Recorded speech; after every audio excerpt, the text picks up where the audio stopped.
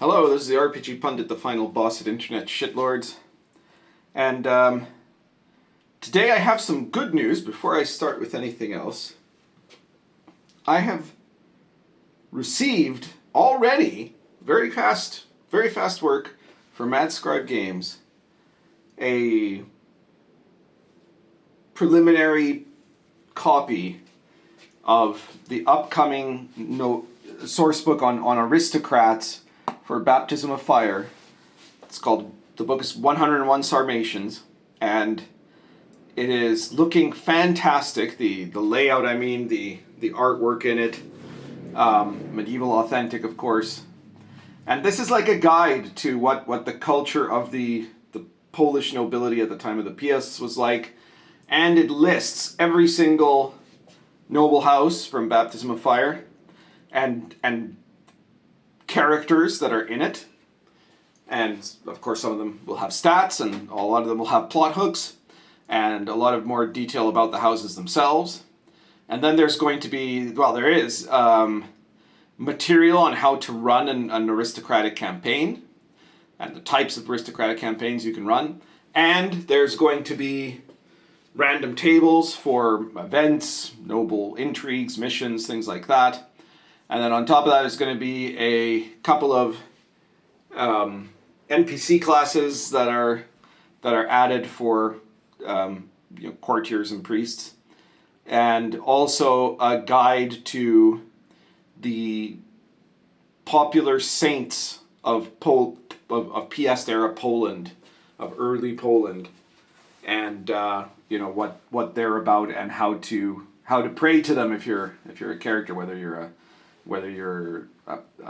holy man or just any normal person, because of course back then everybody prayed for the intercession of saints. So I think that's pretty much most of what I've got in there. There might be a few more things. Anyways, it's about 100 pages.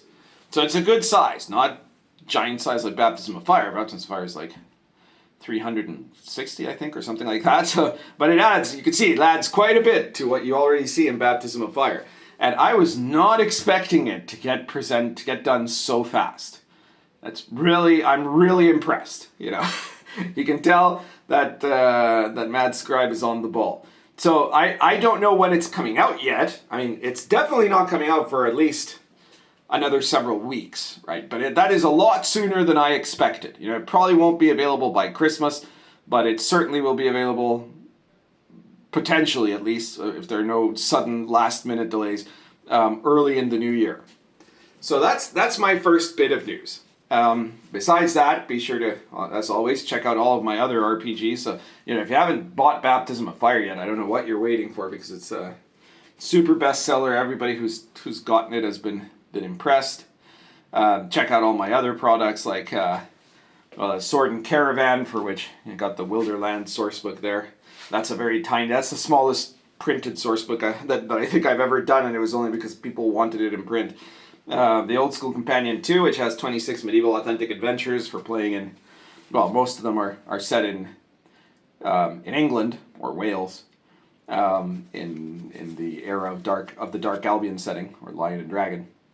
And check out all my other stuff. So you look at the video, at the bottom of the description it says more, and when you touch that more, or you press that more, you click that one, depending on whether you're using desktop or a phone, that box will expand, and there are links to all of my different products, so be sure to check them out, okay?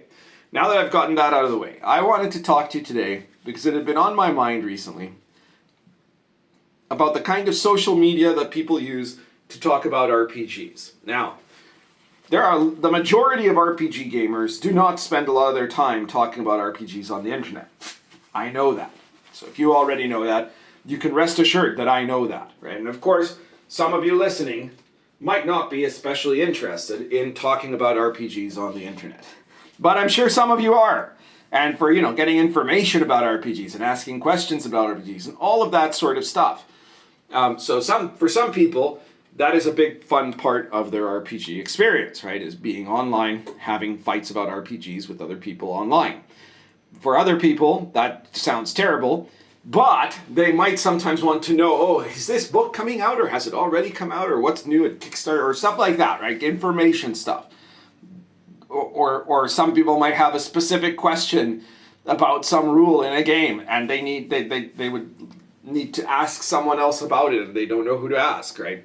So there has been social media about RPGs since before there was a World Wide Web, really, right? Back when there was news groups, right? There were news groups for RPGs. And of course there's stuff today. But I've been thinking a lot about this, right? About what is the best venue that one could use today to talk about RPGs. Now, in my own activity, most of you are probably well aware that apart from YouTube, I mean, YouTube is the first, I guess I could start with YouTube, because YouTube is a place where people talk about RPGs. However, YouTube is very much it's not exactly unidirectional, but it's uniconversational, so that here's how YouTube works. A guy like me makes a video talking about a subject in RPGs, and everybody else listens to that video. And then there is a comment section, so you can get on and make a comment where you're talking to me, and then I will respond that comment. But other people most likely will not see those comments. Once in a while you get some thread where somebody says something really controversial in a comment, and a few other people reply to him in some way of support or opposition or something, and then also the person who made the video responds to it, and it becomes a slightly larger thing. But for the most part, that doesn't happen. For the most part, at most, you get a one-on-one conversation if the YouTube personality chooses to respond to your comment. So while YouTube is amazing for being able to see these kind of instructional or news videos, it is not a great place to have a detailed conversation about a topic. I mean, the exception being maybe like this Sunday, I'm going to be having the RPG Pundit encounter, and I'm going to be having a special guest, name to be determined in a day or two, and there we're having a conversation, but that's because there's now two of us on the video, right? And maybe we're having conversation with people in the live chat, but the live chat then disappears, and that's the thing, after a certain period of time, hardly anyone is watching the video. Right, so that's the first option. But then, the second option is obviously something like X, right, like Twitter, and Twitter has tons of conversation and debate and fights and outright wars about RPG topics, and so that's good, right? And I guess I could add to X. I could say stuff like Facebook or Threads or Blue Sky or any of those kind of social media sites, and Mewe obviously, and Mewe's actually got some very good groups where you can go, and those groups you can have little discussions about RPGs. But most of the other ones, what we're talking about is a Twitter style format where somebody posts and then other people reply to his posts and maybe repost it with a comment, and then there are threads of discussion there. And so I find that those are generally more useful than the comment threads on a YouTube video. And of course, I think X is the hottest place for that, because you don't get as much engagement in Facebook as a rule when it comes to RPG stuff. And also, every place other than X and Mewe that I listed censors certain types of thought, right? And so that means that often in any debate that touches on any of the issues of the left, one person is fighting with one hand behind their back, right? So not that great. But X is probably the best one of those sorts of things. And you can have some really fascinating conversations, sometimes conversations that go for a while. But there's another problem there. You also see this in Discord, by the way. Discord is even worse because it's kind of like just a chat box. So you got to go into a room and there's a Discord thing and you're going to chat in that Discord box. And it's just an ongoing conversation of a free-for-all. And it's completely ephemeral, right? Like, people aren't going to be easily able to go back and find stuff that they said 3 years ago there, right? And it's the same thing. It's the same thing with Twitter, right? Unless you've like bookmarked, which is I guess a good new function of X. Even then, though, like nobody does that, right? It's very rare. a Twitter thread will become significant for half a day or a day. If it's, you know, big for a couple of days. If it's absolutely huge, it might be in the news, in the hot section of Twitter for like a week, right? And of course, if there's some ongoing news event and it's related to that, well, it'll go for as long as the news event is kept going in the news cycle. But then it's gone, and then there's no coming back to it. And in any case, even with the kind of lifting of the restrictions on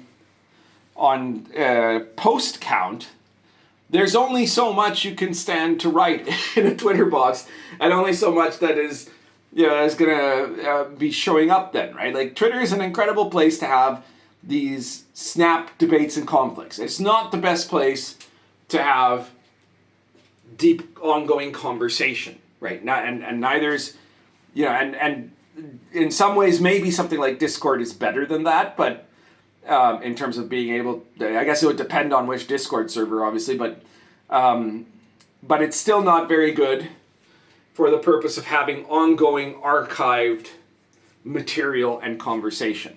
Okay, so here's where I get to the place that I'm arguing for what I think is actually the top option. Now, don't get me wrong, I love YouTube. I love being on YouTube, and I try to answer almost every comment that everybody makes on a YouTube video, and I try to be informational to people who are commenting. I love X. It's my favorite video game, right? And I love to fight with people on X on every sort of topic, and certainly including RPGs. I don't really use Discord, but I don't have anything against it, right? And so, like, all these things I use, but that's why I would say that, to me, and this is, you know, coming to my mind lately because of this, because there may be some of you here who are relatively younger, okay?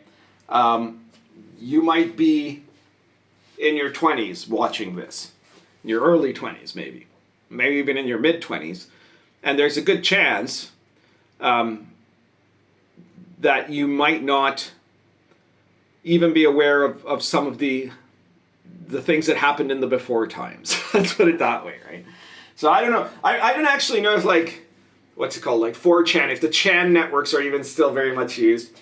But there they had a similar situation to, it doesn't organize well. It's something that's always happening in the moment. All of these Discord, 4chan, Twitter, Facebook are in a sense, even though they have an archive, to search that archive is a son of a bitch, and it's intended to be ephemeral conversation.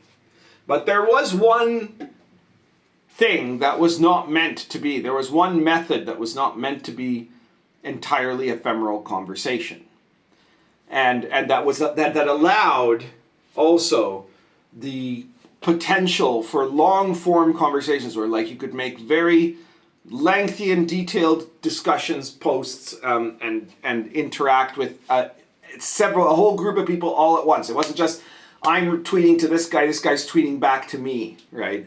It's where you would have this kind of forum, right? And actually, that's what it was called. It was called an internet forum, or a message forum.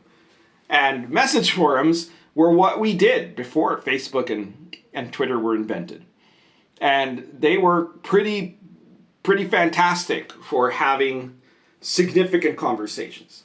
They led in many ways to the creation of several movements in RPGs that probably would not have existed had that technology not existed. Both good ones like the OSR and awful ones like the Forge, the Forge theory, story gaming as they called it later, were basically a creation of internet message forums. And here's the thing, there are still message forums. They're still there. Now, a lot of them have died out because nobody went to them anymore. But there are still a few, and there is still one that is very much active and is also not run by idiots, because that's another thing that happened. Really, one of the things that started to kill the internet forums is that some of the bigger ones were taken over especially in the RPG field, by ideological fanatics. Like, and we're talking way before Gamergate, way before anything, right? We're talking about in like early 2000s.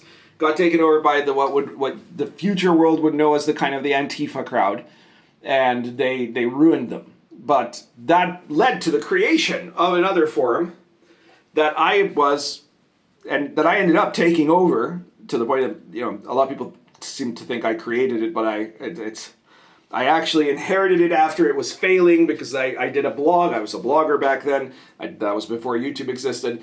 I did a blog explaining that they were managing it wrong. The guys that made this site wanted to have a free speech RPG discussion forum, and they just didn't handle it well to get the crowd in.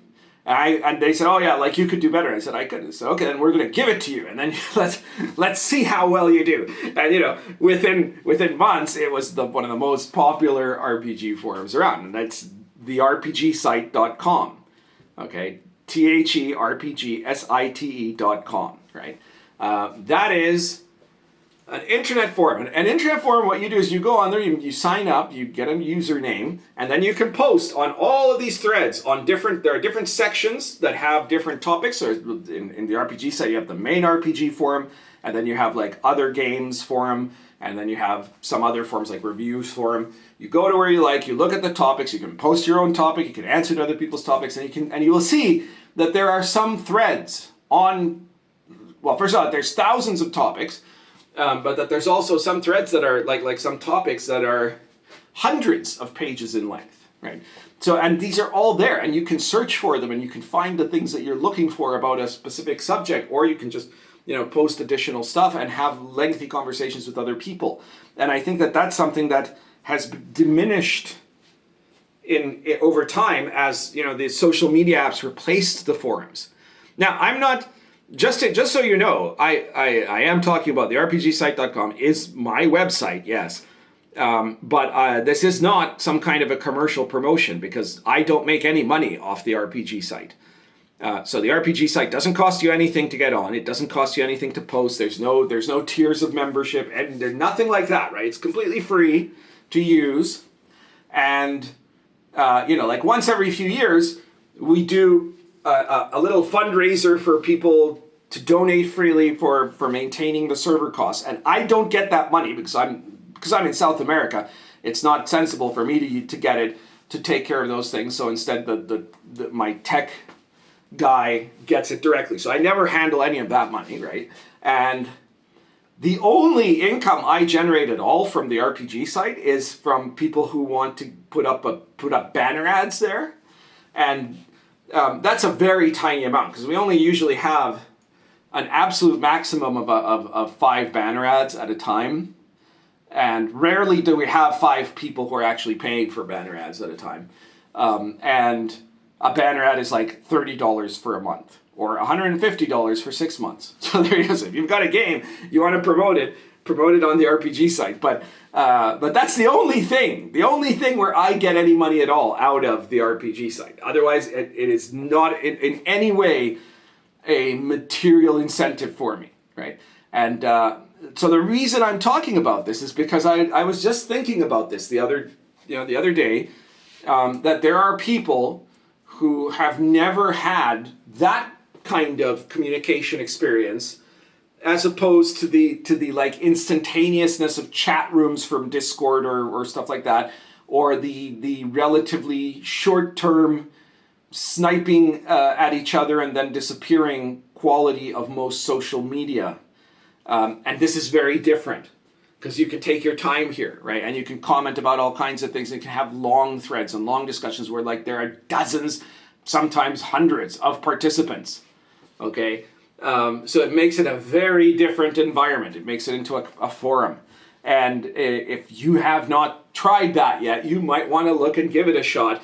If you're the kind of person that thinks you'd be interested in spending time in engaging in serious discussions about RPGs of all different kinds, right? Like, so you can talk about any topic on the RPG site that is about RPG related stuff. And in fact, we have another sub forum there where if you want to talk about video games, you can talk about video games there. right? And we also have the RPG Pundits forum, which is a forum, the only forum where we allow political, overtly non-RPG political talk.